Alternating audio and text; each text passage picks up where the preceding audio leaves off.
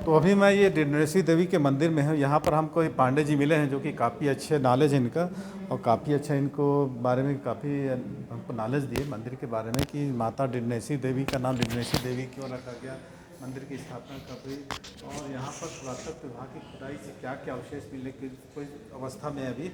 तो मैं भी यहाँ पर देखा कि काफ़ी जीर्ण अवस्था में है, और प्रशासन और शासन को चाहिए कि यहाँ पर इसका रख रखाव मेंटेन सही तरीके से करें, ताकि हम तो देख रहे हैं हमारे आने वाली पीढ़ी जो है इसके बारे में क्या जानकारी रखेगी। ऐसे में तो इसका समूल नष्ट हो जाएगा। तो इनके बारे में कुछ जानकारी लेते हैं इनसे, और कुछ तो पांडे जी कुछ जानकारियाँ दीजिए।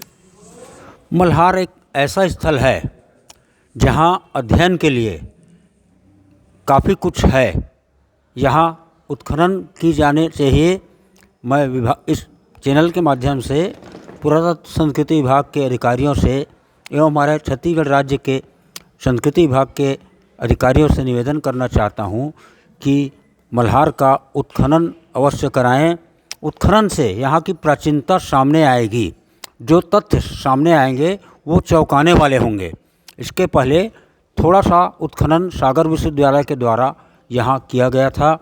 उस समय भी मल्हार में पुरानी बस्ती दबी हुई प्राप्त हुई थी, और अध्ययन के लिए इतिहास पुरातत्व शोधार्थियों के लिए काफ़ी कुछ मदद मिला था। मल्हार में वर्तमान में मौर्य शासकों का 4वीं-5वीं शताब्दी का किला है। छत्तीसगढ़ में एक किला यह मल्हार का गढ़ है जो मौर्य शासकों का है।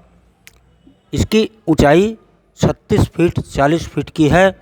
चारों ओर सुंदर परिखा बनी हुई है।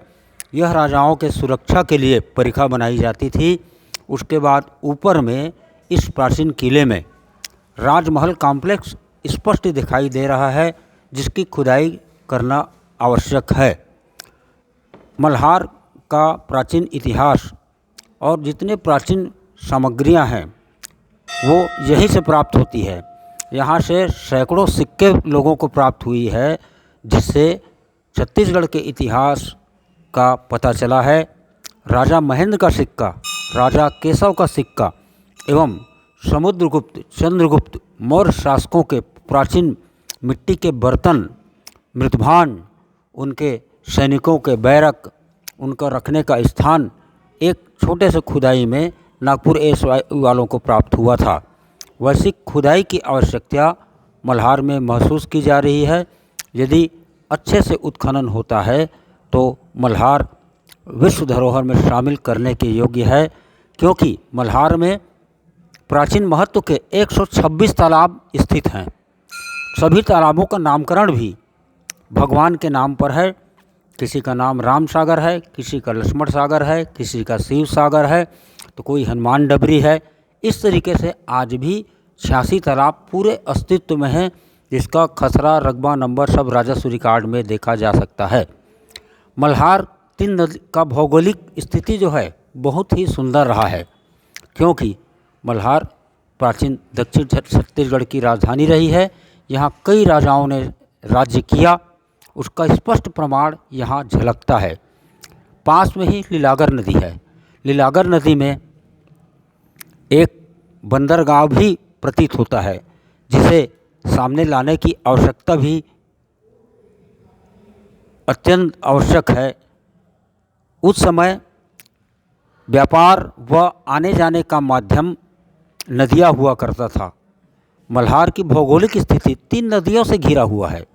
पास में अरपा नदी भी है 5 किलोमीटर एरिया पर, और 2-3 किलोमीटर एरिया पर लीलागर नदी स्थित है, और वैसे ही 15 किलोमीटर पर शिवनाथ नदी, जो जोंधरा घाट के नाम से हम लोग संबोधित करते हैं। इस तरीके से मल्हार का प्राचीन वैभव अत्यंत समृद्धशाली रहा है। हमारे भावी पीढ़ियों को इतिहास की जानकारी के लिए पंचतंत्र की कहानियाँ, राजा दक्ष और प्रजापति की जो कहानी आती है रामायण में, उसका प्रमाण यहाँ पिलरों पर है। जातक कथा का सुंदर ढंग से शिल्पांकन हंस कछुआ का, मगर बंदर का, ये सभी शैक्षणिक सामग्री जो है मल्हार के पाषाणों में निर्मित है। मल्हार ऐसा स्थल है जो दूसरी शताब्दी की प्रतिमा हरिहर विष्णु की यहाँ मौजूद है, जिसे विद्वानों का ऐसा मानना है कि यह भारत में पाषाण में निर्मित सर्वप्रथम प्रतिमा है, इंडिया टॉप प्रतिमा है। जो हरिहर विष्णु की प्रतिमा है, राजा शुंग के समय में इस प्रतिमा का निर्माण किया जाना प्रतीत होता है। इस प्रतिमा में लेख लिखा हुआ है। दूसरी शताब्दी में इसे अपनी पत्नी की याद में राजा ने बनवाया था। मल्हार में चारों संप्रदायों की प्रतिमा है। मल्हार इतिहास का खजाना है। यहाँ जो सिक्के ताम्रपत्र प्राप्त हुए हैं उसमें राजा महासेगुप्त बालार्जुन का सिरपुर से ज़मीन का आदान प्रदान, रानी वाष्टा से ज़मीन का आदान प्रदान का जिक्र है। इसी तरह एक बहुत पुराना ताम्रपत्र प्राप्त हुआ है जो राजा भरतबल का है। उस ताम्रपत्र में भी ज़मीन के लेने देने का, आदान प्रदान का उल्लेख मिलता है। थोड़ा सा सोचिए, हम आज के ज़माने में यदि रजिस्ट्रार नहीं होता, पुलिस बल नहीं होता, तो उस समय शासक के द्वारा यह व्यवस्था कैसी होती थी। इतिहास हमें यही सिखाता है। इतिहास हमें पुरानी बातों की झलक देता है। और उस समय रजिस्ट्री के स्थान पर यहाँ जो होता था, ताम्रपत्र, दानपत्र के माध्यम से ज़मीन की खरीदी बिक्री की जाती थी। राजाओं के सुंदर सील मोहरे यहाँ मौजूद है। यह सब हमें इतिहास की जानकारी देता है। महत्वपूर्ण इतिहास की जानकारी, अकुत खजाना लिए हुए मल्हार अपने आप में सभी चीज़ों को समेटे हुए हैं, जो छत्तीसगढ़ के गौरवशाली अतीत की झलक है मल्हार। आपका बहुत बहुत धन्यवाद। जैकी पांडे जी ने बताया कि इतनी अच्छी जानकारियाँ, इनकी एक एक शब्द को आप ध्यान से सुनेंगे तो इनकी पूरी जानकारियाँ मिलेगी। मैंने अपने चैनल के माध्यम से आपको अजंता एलोरा से लेकर उत्तर में आपको हिमालय से लेकर और कैलाश मानसरोवर से लेकर दक्षिण में आपको जो पंबम ब्रिज जो है रामेश्वरम से, सभी कुछ दिखाया मैंने। सभी का अपना अपना अलग धार्मिक महत्व है, लेकिन यहाँ का जिसके बारे में काफ़ी अछूता था, मैं खुद नहीं यहाँ छत्तीसगढ़ का रह के, हालांकि मैं उत्तर प्रदेश से बिलोंग कर रहा हूँ मैं, लेकिन मैं छत्तीसगढ़ में काफ़ी समय से रहता हूँ और मैं यहाँ पर 2-3 दफ़ा आया भी हूँ। बट मुझे इस तरह की इतनी नॉलेज जानकारियाँ नहीं थी। तो आज इनसे सौजन से भगवान की कृपा हुई, जैसा कि जो भी हो मुलाकात हुई और मैं खुद नॉलेज किया और आप लोगों को इनके माध्यम से, पांडे जी के माध्यम से ये जानकारी अपने यूट्यूब में डाल रहा हूँ। तो आप बिल्कुल इस चैनल को लाइक कीजिएगा, सब्सक्राइब कीजिएगा। सब्सक्राइब करने के बाद इसको ध्यान से देखिए, सुनिए बातों को। आप छत्तीसगढ़ में रह रहे हैं, छत्तीसगढ़ के बारे में सारी जानकारियाँ प्राप्त करने का, और जो भी इनका हक है, जैसा पांडे जी ने बताया, बिल्कुल अछूता है।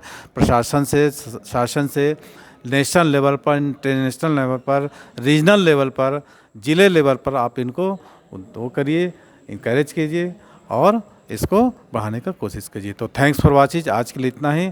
अब मिलते हैं ऐसे और चैनल में। तो इनका पुनः बहुत बहुत धन्यवाद आपको कि मेरे चैनल के माध्यम में आए, जुड़े और जानकारियाँ दिए।